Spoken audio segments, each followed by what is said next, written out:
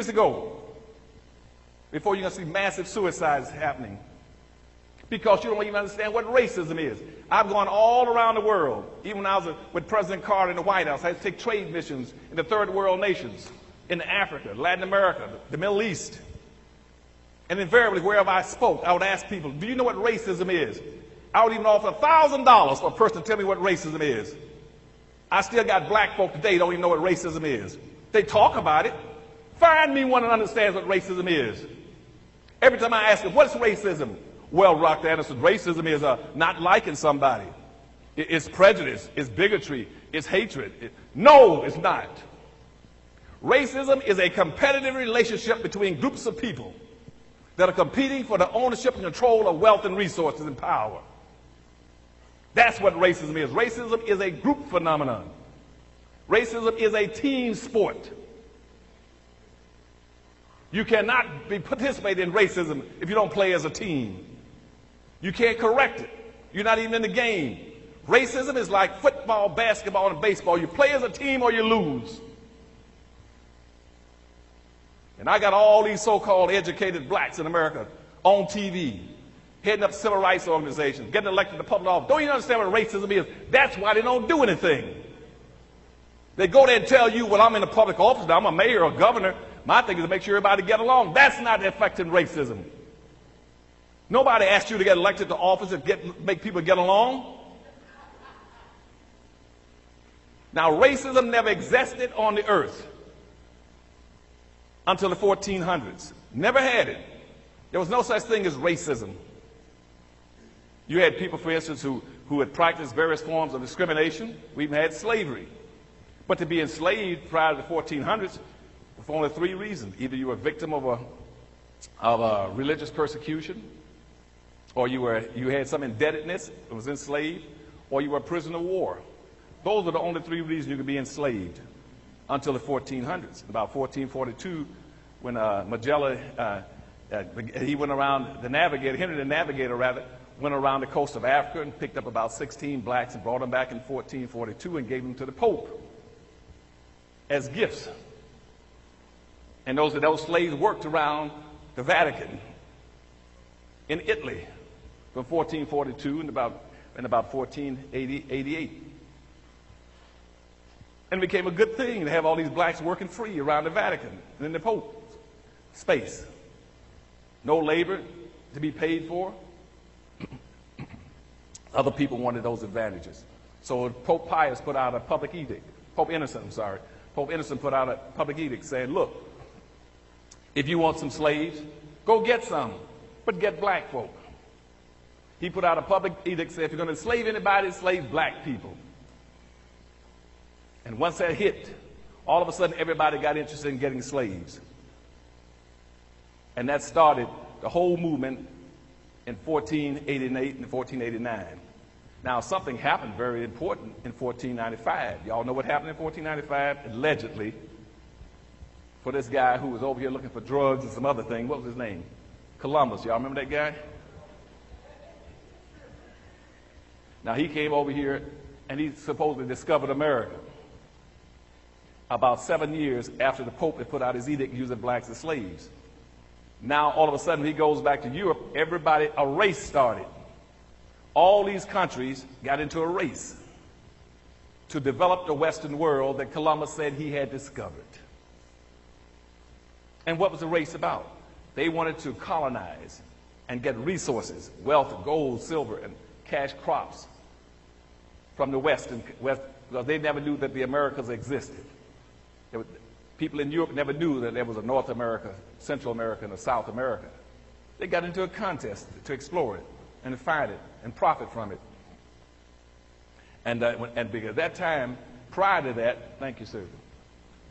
Prior to that, the only, can you all hear me as well without this? Which one do you need? You need this one? Okay. So prior to that time, they had Europe all through the 1400s. They call that was going through what's called the Dark Ages. Europe was crime-ridden, impoverished, diseased, And they said, we can resuscitate Europe. We can strengthen this continent. And we can find a way to develop the Western world, the Americas, Latin America, Central America, North America. If we can develop that country, we can bring ourselves out of a ditch as an European continent. And so they all said, well, how are we going to do it? They said, we need a labor class. So they all rushed down and picked up the Pope's edict and started grabbing blacks off the west coast of Africa. It was picking those blacks up for an average about $25 a piece. And they started setting up, so they want a 1,500% return of their money. They started selling them for $400-some a piece. And so they started shipping blacks all into this country in Latin America and Central America to put them to work as a labor class. Now, the countries that started at race, it started with Arabs. Arabs were the first ones that started enslaving black folk. I don't know if you all know that or not. Arabs were the first ones that started enslaving black folk, and Arabs have been enslaving black folk now for 1,300 years. Arabs first started enslaving blacks in 765 AD when they marched into Africa in what they called in search of the 3 G's, God, glory, and gold. And they pursued Africa until the 12th century when they overtook Timbuktu and Timbuktu fell, then they started dominating Africa. But the Arabs were the first ones. Portuguese were the second ones. Hispanics were the third ones. Then the Germans and the Danes. Then the French. Then the English. The Norwegians on down the line. Then lastly was the American Indians. Everybody's enslaved black folk. And that's what a race was. A contest started to develop the Western world. The rule was he who gets there first with the most slaves and make the most money will be the most powerful nation on earth. And the race began. Everybody was in the race to use. Everybody's enslaved black folk. And that's what a race was. A contest started to develop the Western world. The rule was he who gets there first with the most slaves and make the most money will be the most powerful nation on earth. And the race began. Everybody was in the race to use black folk except black folk. And began shipping blacks into America. And they shipped black folk in. They justified it initially by saying that it was an economic issue. Everybody knew it was an economic issue. It stayed an economic issue all the way from the 1500s up to the 1700s. In the 1700s, when the evangelical movement moved to this country, they switched enslaving black folk to make it a religious issue. Why? Because King James then wrote, when England took over the slave trade as the biggest one and started leading the slave trades and started winning the race, King James rewrote the Bible, called the King James Version. And even had, what's his name now? What's the writer? Huh? Shakespeare and the rest of them writing. All of them rewrote the Bible. And they rewrote the Bible, then since England was the dominating country for slaves, all the slave states were mandated to use scriptures to justify enslaving the black people. So religion then became a means of codifying slavery. When the slave owners started teaching black folk, when you hear me talk about the master and the slave in the Bible, on earth, it's the white man is the master and you're the slave. And you're mandated to do three things. 1, to accept your station in life. 2, to be humble and obedient. 3, to work hard and don't steal and don't lie. And lastly, to look for pie in the sky after death. And that stayed true up until about 1880. At that time, religion was the justification for slavery. This is important for you now. Slavery then moved from being an economic issue to a religious issue. It stayed a religious issue up until about 1859, again on the eve of the Civil War. On the eve of the Civil War, a guy named Darwin, Charles Darwin, remember Charles Darwin? He wrote a book called The Survival of the Species, or The Survival of the Fittest.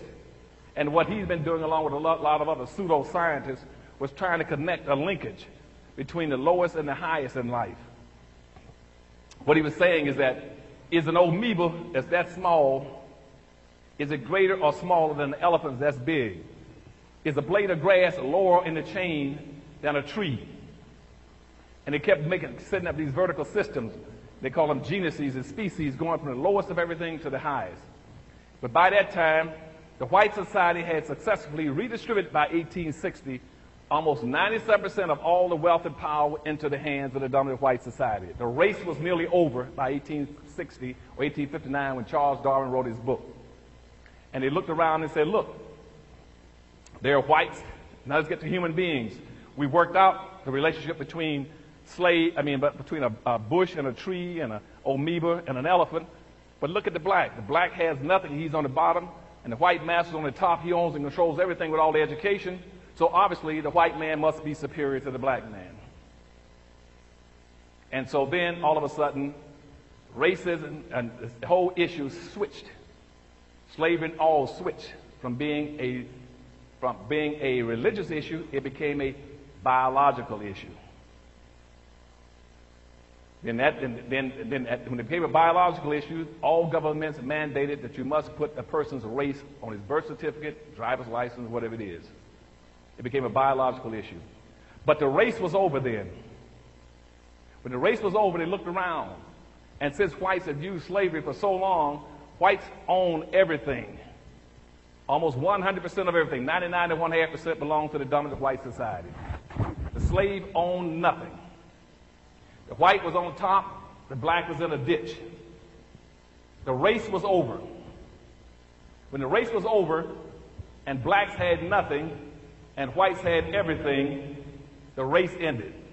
And what the society did then, they took the word race, R-A-C-E. They scratched the E off the end of race and stuck a suffix called ISM. ISM is a suffix which means keep the prevailing conditions, let nothing change. And that's where racism came from. The race was over. Whites wanted, they had everything. They took the E off the end of the word and stuck ISM. That's what racism is. Racism is a competitive relationship starting out to get wealth and resources and power. But what they teach you now is that racism has something to do with liking people, getting along with people. That's not racism. And when I ask people, I said, do you know what racism is? They say it's prejudice. You cannot eradicate prejudice. Everybody got a right to be prejudiced. All prejudice is you got a preconceived judgment or feeling about something based on previous experience. Right now, because of ice cream, I love burgundy cherry ice cream. So guess what? I'm prejudiced towards burgundy cherry ice cream. So now when I want some ice cream, I exercise my prejudice. I say, I'm going to get me some ice cream, some burgundy cherry ice cream, because that's what I'm prejudiced for. Now I say, where am I going to get it from? I've gotten a lot of ice cream from a lot of stores, half of one worth a quarter. That's what Baskin-Robbins had the best. So now I'm biased towards which ice cream parlor? Baskin-Robbins. I'm biased to go there to exercise my prejudice. Now when I get into Baskin-Robbins, I'll walk up and down the counter, looking at all the cherry mocha, the black chocolate rock, peppermint juicy fruit. I look at all that ice cream. And then guess what I'm doing now? Now I am discriminating. I'm discriminating against what kind of ice cream I want to satisfy my prejudice. And so I'll pick, and I go down and I say, burgundy cherry, that's it. Now, that prejudice, that bias, that discrimination has nothing in the world to do with racism. Don't let people keep tricking you by comparing prejudice and discrimination with racism. That's why all the gays jump and say, well, we're just as bad off as black folk. They're prejudiced against us. That has nothing to do with racism. You tell people, I don't care about your being prejudiced or discriminated. That doesn't bother me as a black person. I'm scared of racism. I'm scared of the fact you're going to own and control everything. That's what you should be working on. So everything you do in this city must go after eradicating racism. Not prejudice, not bigotry, not getting along with people, not bias. You must try to redistribute some wealth and resources back in the hands of black folk as quickly as you can. That's what you need to be working on. Now, since we have never done that, and I told you slavery maldistributed almost 100% of all this nation's wealth, power, resource, privileges, businesses, and controls of all levels of government into the hands of the dominant white society, well, look at what's happening. We never corrected it. And since we never corrected racism the way it started out, that means in this country right now that the average white person in America has 3,500 times more wealth than the average black person. Y'all didn't hear that, did you? Let me give it to you again. You cannot be equal when the average white person in this society has 3,500 times more wealth than the average black person. Even if you're a middle-class black in the $40,000 to $50,000 range, the white person has 800 to 900 times more wealth than you. If you're a black female, that means the white female has $1 for every 2 cents you have to run a household. Let me even be, since you all still don't understand this point. In America right now, where you think you're so equal in Baltimore, that you're so free, that you can spend all your time enjoying life and not worried about what's going to happen to you, in this society right now, American society, I got 2 white men. I got 2 white Americans alone that have more wealth than all 36 million black folk put together. If I take Ralph Ellison and Bill Gates,